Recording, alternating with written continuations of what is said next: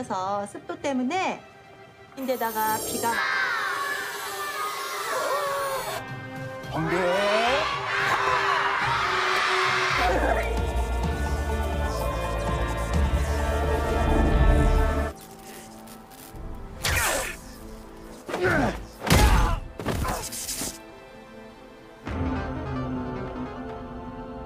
Lawa.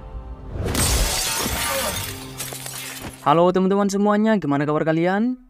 Melanjutkan episode sebelumnya. Setelah pada episode sebelumnya yang memperlihatkan masa lalu dari Huiso, yang dahulu pernah mengalahkan para murid bandel yang suka untuk membuli teman sekelasnya. Tentu saja tanpa terluka sedikit pun, sebab luka dari Huiso dapat sembuh dengan cepat. Namun karena kejadian tersebut juga membuat Huiso dikeluarkan dari sekolahnya, serta membuat uang ayahnya habis untuk merawat para korban dari kebrutalannya Huiso yang memang harus dilakukan karena betul. Selain itu, terlihatlah Frank yang mulai mencari anak dari korban ketiganya, yakni si Naju, yang sayangnya Frank mendapatkan berita kalau anaknya Sung Hwa alias Naju tersebut sudah meninggal. Selain itu, ternyata anak dari korban keduanya Frank adalah super beast yang selalu dinaiki oleh Bong Seok, yaitu Jeon Gyedo, dan memiliki kekuatan listrik sama seperti ayahnya. Gyedo sekarang juga menjadi sangatlah mendam dengan Frank karena telah membunuh ayahnya.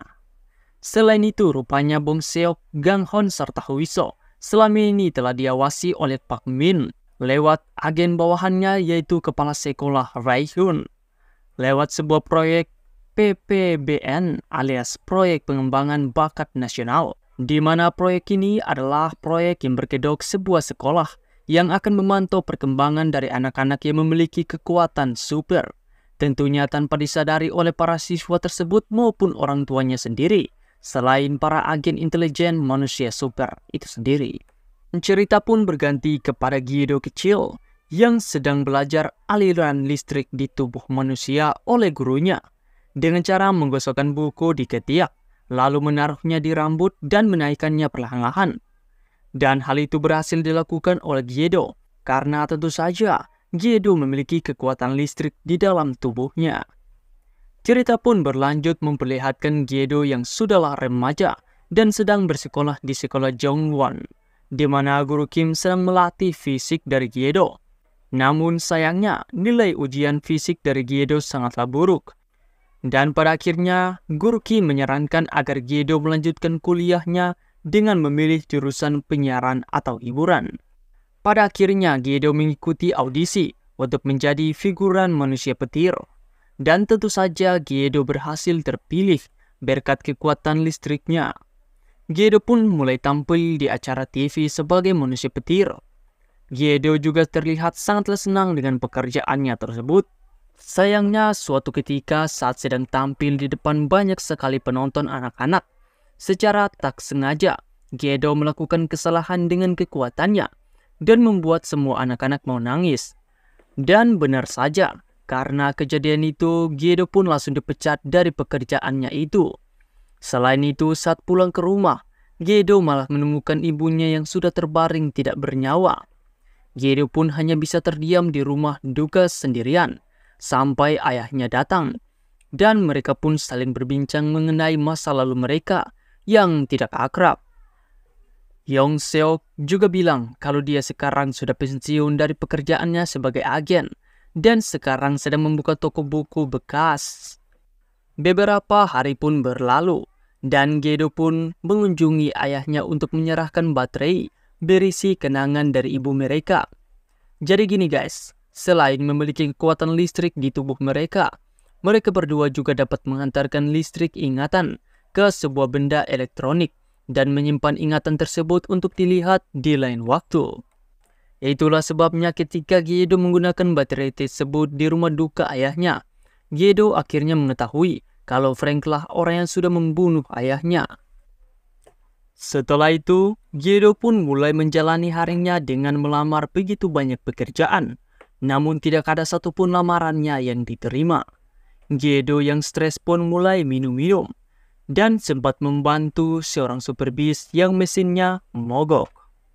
Melihat kemampuan dari Gedo, supir itu pun langsung berterima kasih dan memberikan Gedo pekerjaan sebagai seorang supir juga. Gedo pun melakukan pekerjaannya dengan cukup lama sampai bertemu dengan Bong Seok yang sudah menjadi pelanggan setianya. Sampai ketika Gedo mendengar kematian dari ayahnya dan juga mengetahui kalau Frank adalah pembunuh dari ayahnya. Di lain tempat terlihatlah Bong Seok dan Huiso yang sedang makan. Dan tiba-tiba Haewon dan salah satu teman mereka juga ikut bergabung untuk makan bersama. Mereka lalu melihat Kiso yang mendatangi Gang Hon yang sedang makan dan mulai mengganggunya. Kiso pun lalu mengancam Gang Hon dengan bilang kalau dia akan membuat semua orang mengetahui kekuatan dari Gang Hon. Gang Hon pun hanya bisa menahan emosinya karena tak mau semua orang mengetahui kekuatannya. Setelah itu, Gang Hon pun pergi menenangkan diri di auditorium. Sampai akhirnya Huiso datang dan mereka pun berbincang singkat sebelum Gang Hon meninggalkan Huiso untuk berlatih. Di samping itu, seorang guru, kita sebut saja Guru Lee, mendatangi Guru Kim dan bilang kalau belakangan ini Kiso sering mengganggu Gang Hon.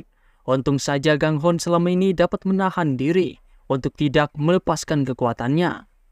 Di kantor intelijen, akhirnya Pak Min mengetahui dalang dari pembunuhan para mantan agennya tersebut, yang tentu saja adalah Frank, di mana Frank sendiri adalah anak Korea yang diadopsi ke Amerika saat masih kecil oleh CIA. Dan nama Frank cumanlah nama kodenya saja yang berarti 6, dan nama aslinya adalah Loa. Pak Min pun meminta asistennya untuk memanggil konselor Amerika Serikat yang bernama Mark. Di lain tempat terlihatlah Frank yang diberikan misi, dan kali ini targetnya ternyata adalah Mi-hyun. Tak pakai lama Frank pun mencari lokasi dari Mi-hyun berdasarkan berkas data dirinya. Kemudian setelah Mark sampai di kantor Min, Pak Min pun langsung membongkar identitas asli dari Mark yang sesungguhnya merupakan agen CIA. Pak Min juga membuat sebuah kesepakatan dengan Mark untuk menunda operasi pembunuhan mantan agennya. Kalau tidak, maka Pak Min akan membuat masalah ini menjadi masalah diplomatik antara dua negara. Dan daripada membuat masalahnya semakin gaur, Mark pun akhirnya setuju. Saat sudah menemukan tempat dari Mi-hyun, Frank pun masuk seperti biasa dan berpura-pura untuk menjadi pelanggan dengan memesan makanannya. Walaupun begitu, dengan menggunakan indera supernya, Huiso sudah mengetahui kalau Frank adalah seorang pembunuh yang sedang datang untuk mengincar nyawanya. Sayangnya di tengah ancaman tersebut, Bong Seok malah pulang sekolah, dan dengan sigap Huiso berpura-pura kalau Bong Seok adalah seorang pelanggan, agar Frank tidak mengetahui kalau Bong Seok adalah anaknya. Kemudian saat akan melakukan aksinya, Frank pun menerima pesan penundaan dari Mark untuk menghabisi Mi-hyun. Frank pun akhirnya pergi meninggalkan Mi-hyun dan Bong Seok yang sedang tegang. Kembali lagi kepada Pak Min, ia pun ditanyai oleh Mark apakah Pak Min sedang mengembangkan generasi manusia super berikutnya. Pak Min pun mengiyakan dan bilang kalau pihak Amerika juga melakukan hal yang sama. Selain itu, Pak Min juga mengingatkan agar anak-anak super yang mereka pantau jangan sampai identitas mereka sebagai manusia super terekspos ke dunia. Berganti kepada Frank yang sedang membawa mobil sembari mengingat masa lalunya, di mana saat dia kecil, Frank dan beberapa temannya diberikan pelatihan super kejam oleh pihak Amerika Serikat di sebuah lahan jagung, di mana Frank kecil terpaksa harus membunuh banyak temannya agar dia dapat bertahan hidup.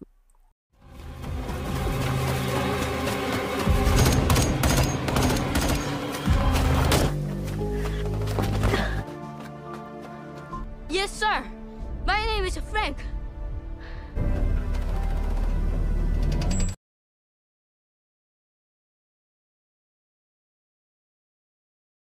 Selain itu, Frank juga diberikan misi baru oleh Mark untuk membunuh Gur Yong Po alias Jowong.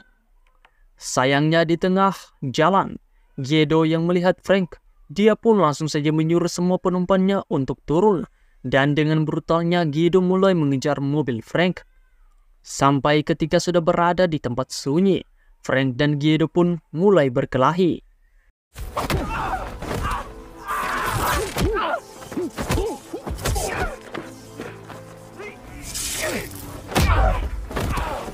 Sayangnya karena tidak terlatih, dengan mudahnya Gedo dikalahkan oleh Frank. Dan tak mau membuang banyak waktu, Frank pun langsung saja mencari Jowong. Dan saat sudah ketemu dengan edannya, Frank langsung menabrakkan Jowong dan menggulingnya.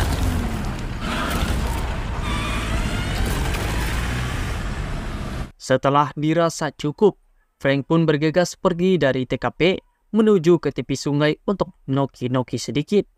Dan secara tiba-tiba, Jowong pun menghampiri Frank dan langsung menghantamnya.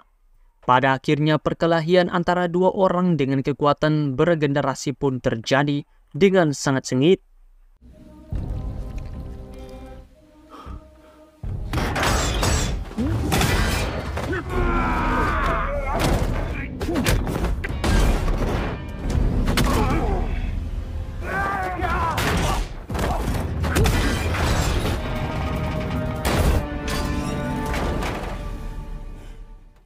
Namun, pada akhirnya, Jowong terbukti lebih buas dari Frank.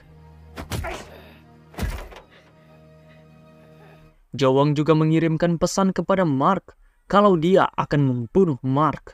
Dan Frank pun langsung saja dilenyapkan oleh Jowong dengan cara dibakar bersama dengan mobil dan berkas-berkas dari targetnya. Besoknya di sekolah, Kiso lagi-lagi menghampiri Gang Hon dan mengatakan kalau dia akan membongkar kekuatan dari Gang Hon di publik. Dan sepertinya guys, Kiso ini juga merupakan murid berkekuatan super dan pernah dilatih oleh Pak Choi, namun gagal alias TMS tidak memenuhi syarat. Dan itu pun masih spekulasi saja. Hari-hari pun berlalu dan suatu ketika di sekolah terlihatlah Kiso yang dengan sengaja melonggarkan baut di papan lompatan. Besoknya saat sedang berolahraga di ruangan auditorium, Huiso yang sedang melakukan latihan lompat, tiba-tiba papannya terjatuh dan hampir mengenai Huiso. Untungnya Bong Seok dan Gang Hon langsung saja sigap untuk menolong. Namun sayangnya, karena beban di kakinya, Bong Seok tidak dapat menolong Huiso dan ditolong oleh Gang Hon. Namun siangnya, aksi dari Bong Seok dan Gang Hon itu disaksikan oleh semua murid, serta direkam juga oleh salah satu murid dan langsung saja diunggah secara online.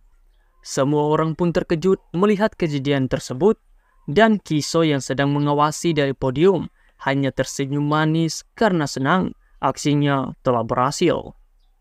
Pada akhirnya masyarakat pun dibuat terkejut melihat video tersebut.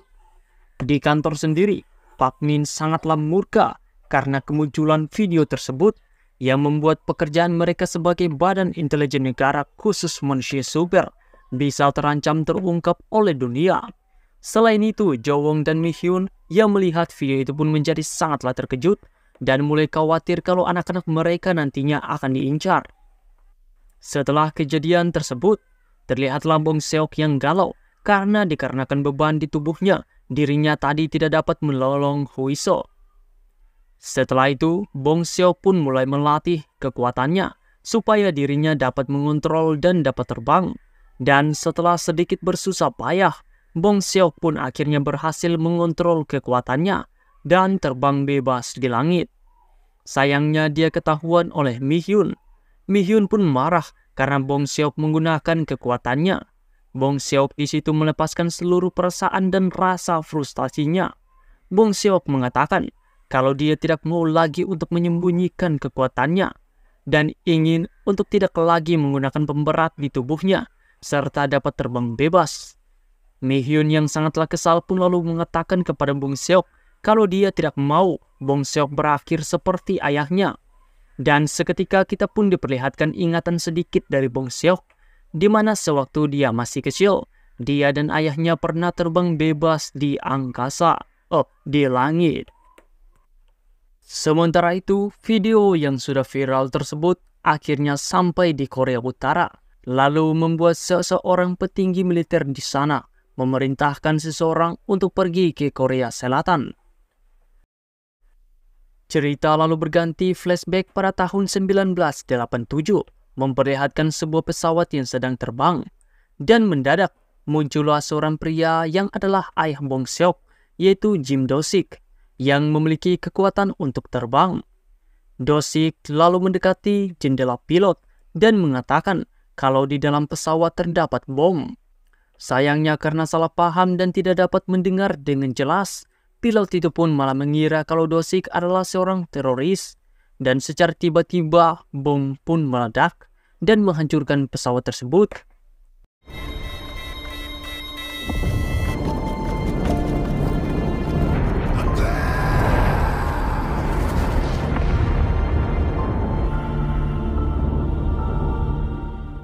Cerita lalu berganti pada tahun 1994 di kantor ANSP.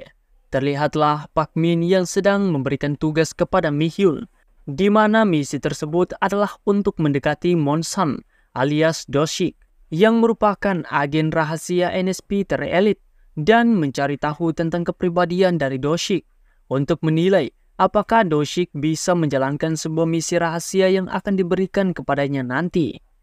Mi Hyun pun mulai melakukan misinya untuk mencuri perhatian dari Do-sik secara perlahan-lahan tetapi pasti. Dan rupanya rekan dari Do-sik ini adalah Jo-won. Hari-hari mereka pun berlalu dan semakin lama Do-sik pun mulai tertarik dengan Mi Hyun karena selalu dilihatnya ngulang maling di kantor. Hingga suatu ketika Do-sik pun mulai mendekati Mi Hyun di mesin kopi otomatis. Mereka berdua pun lalu sedikit berbincang di situ. Besoknya terlihatlah asisten dari Pak Min, sebut saja dia Ayu Lek, yang sedang berbincang mengenai misi dari Mi Hyun untuk mendekati Do-sik. Dan rupanya Pak Min ini hanya memanfaatkan Mi Hyun saja untuk mencari tahu kelemahan dari Do-sik agar nanti bisa dia kalahkan. Beralih kepada Mi Hyun yang mulai mencari perhatian kepada Mi Hyun. Beralih kepada Do-sik yang mulai mencari perhatian kepada Mi Hyun, mulai dari membukakan pintu lift untuknya, membantunya membawa berkas, dan meninggalkan rekannya si Jo-won sendirian. Setelah itu, Mi Hyun dan Do-sik pun mulai berbincang santai dengan meminum kopi dari mesin otomatis. Di situ Do-sik pun mengungkapkan kepada Mi Hyun kalau dirinya sebenarnya sudah mengetahui kalau Mi Hyun ini sengaja untuk mendekatinya. Mi Hyun pun akhirnya tak dapat mengelak lagi dan membenarkan hal itu. Mi Hyun pun akhirnya bertanya, apakah setelah mengetahui kalau dia hanya menjalankan misi untuk mendekati Do-sik, Do-sik akan menjauhi dirinya. Dan Do-sik pun bilang kalau dia ingin Mi Hyun berpura-pura kalau dia belum mengetahui rencana dari Tuan Min, serta terus mencoba untuk mendekatinya. Karena sebenarnya Do-sik ini juga suka terhadap Mi Hyun. Well, pada akhirnya mereka berdua pun langsung saja melakukan makan malam di restoran dan mulai untuk berbincang santai seperti manusia konvensional pada umumnya. Mereka juga lalu berjalan santai di bawah pohon sakura. Dan saat melihat rekannya yang sangat dingin menjadi sosok yang cukup bucin, Jo-won pun terlihat ikut berbahagia. Cerita lalu berganti 2 tahun sebelumnya di Tiongkok. Terlihatlah sedang diadakannya sebuah pertemuan untuk menghabisi agen Humint, yang mana agen Humint adalah agen ganda yang bekerja untuk Korea Selatan dan Korea Utara. Dan teh dari semua orang pun diberikan racun, dan jika ada yang tidak meminum teh tersebut dan jatuh pingsan, maka akan dianggap sebagai agen ganda tersebut.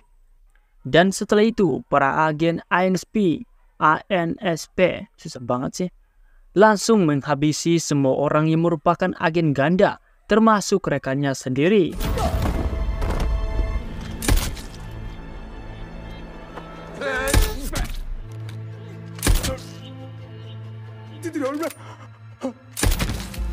Mi-hyun juga diminta untuk mencari orang yang tidak pingsan untuk dihabisi.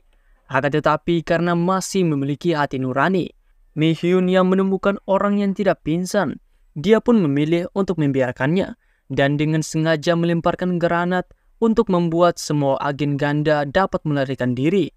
Dan ternyata Do-sik yang ditugaskan untuk menghabisi Mi-hyun karena telah mengacaukan misi, dia pun menolak untuk melakukan penghabisan terhadap Mi-hyun. Dan fakta tersebut pun akhirnya menjadi akhir dari part kali ini. Terima kasih kepada teman-teman yang sudah menonton video Mimin. Mohon maaf kalau ada kata dan kalimat yang tidak lengkap atau kurang nyaman. Apalagi ya, segitu aja untuk video kali ini.